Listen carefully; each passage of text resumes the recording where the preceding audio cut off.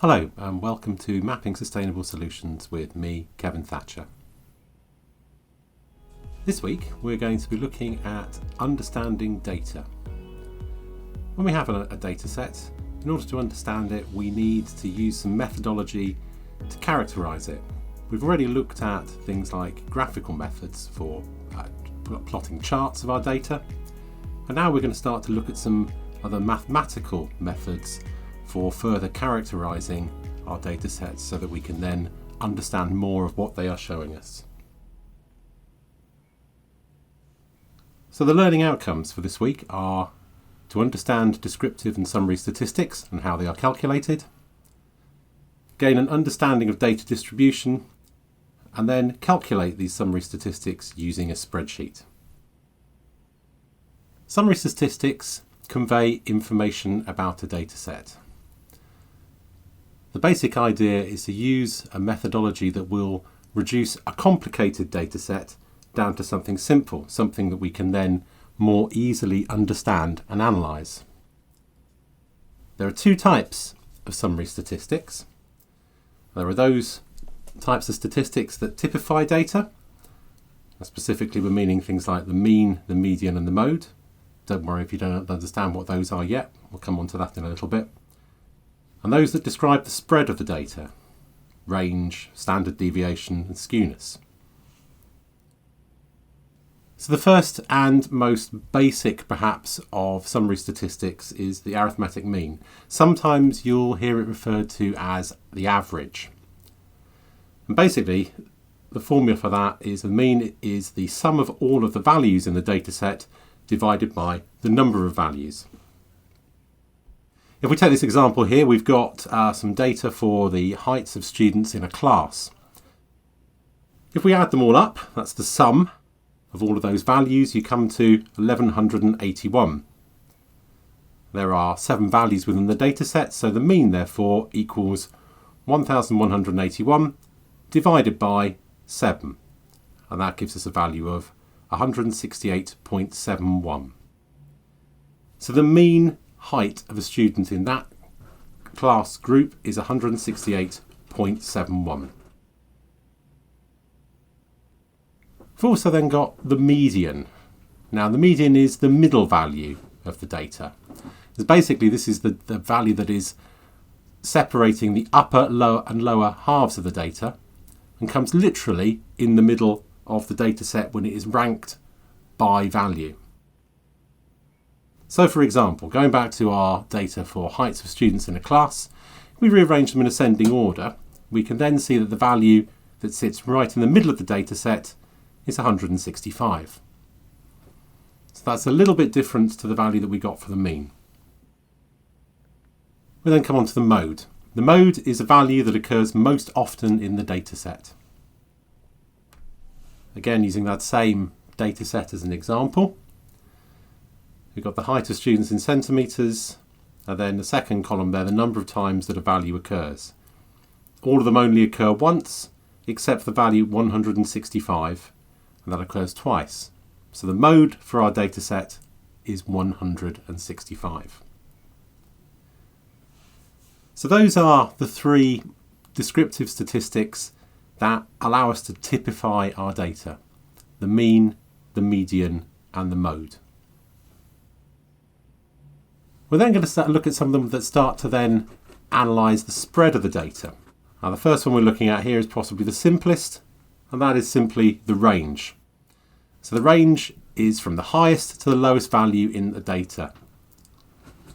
So we've ordered the data in its values from lowest to highest. Again, the same data we've been using previously. And range equals highest value, 185, minus the lowest, 157. And that gives us a range of 28. If we want to know a little bit more about the distribution of the data, we can start thinking about something called standard deviation. Standard deviation is a measure of how far data values are spread from the mean. If a data set has a low standard deviation, more values are close to the mean. If it has a high standard deviation, then more values are further from the mean. The standard deviation is calculated by first calculating something called variance. Now essentially this just means how much each of the values within the data set varies from the calculated mean. We then take the square root of that, and that gives us the standard deviation value. So we'll now look at how we calculate variance. Now variance equals the mean of the square differences from the mean. We'll break that down into a few bits so you can sort of see exactly how it works. So the first calculation that we do is that we work out the difference between each of the data points and the mean. So that's the difference. So we take each of the data points and subtract from it the value for the mean. So you can see on the column on the left hand side there, we've got each of the data points, 165 minus the mean, 157 minus the mean, and so on like that. And that gives us the differences. We then square those values, and that produces the column that you can see on the right hand side. We'll then add up all of the squares of the differences into the sum value at the bottom, which is 502.5887. The variance, or the mean of squared differences, is equal to that value for the sum, 502.5887, divided by 7. And that gives us a value for variance of 71.798. Don't worry too much about the maths. It's more about understanding how the method works and what it shows us. All of the methods that we're looking at for these summary statistics can all be calculated using functions within spreadsheets. But it is useful to have an understanding of exactly how we get to that point of calculating them. So we now have a value for variance.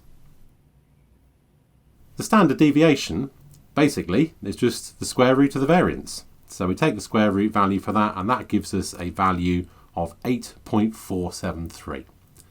And that's the standard deviation value for our data set.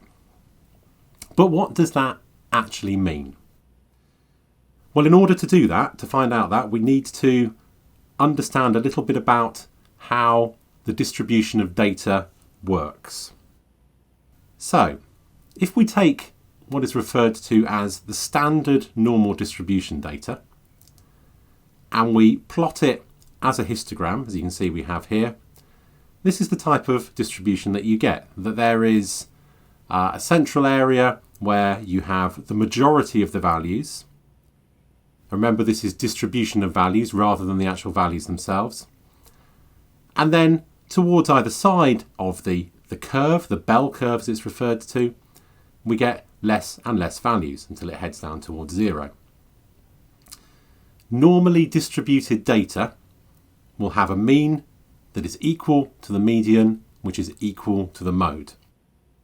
So if you think about that, that sort of makes sense. That if you've got a mean value there that is somewhere around about the 150 value, for example, on that graph, so somewhere right in that middle sort of peak, the median value is also going to be there, and so is the most commonly occurring one, the mode. So where does standard deviation come in? Well, if we look at the standard normal distribution and plot up our standard deviation values away from the mean. So this graph here currently shows the scale along the x-axis is standard deviations. If we go to one standard deviation plus or minus either side of the mean, 68% of the data within that data set will fall into that area. If we increase that to 2 standard deviations, 95% of the data within our data set will fall within 2 standard deviations of the mean. Now, usually in statistics, when we are looking for significance for something that we can say shows significant difference between data sets or shows that we can say that data sets are the same, we are usually looking at a 95% confidence interval. And what that means is that it sits there within 2 standard deviations of the mean. So if most of our data is within that 95%, we can then say that our data is relatively normally distributed.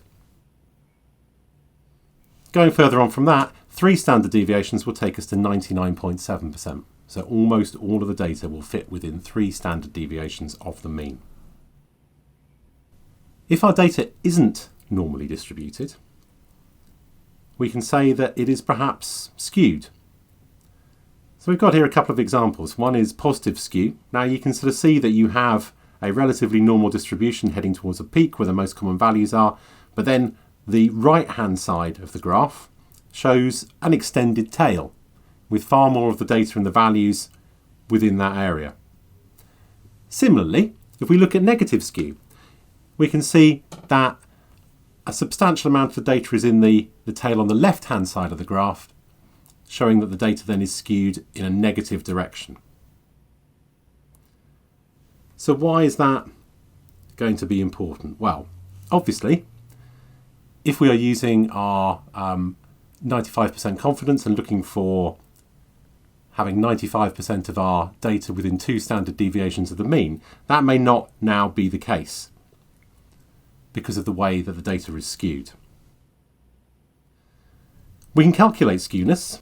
We can calculate it from this equation here, where skewness equals 3 times the mean minus the median divided by the standard deviation. There are numerous different methods for actually quantifying skewness. This is only one of them, but it is basically the equation that is used by most spreadsheet systems for calculating skewness.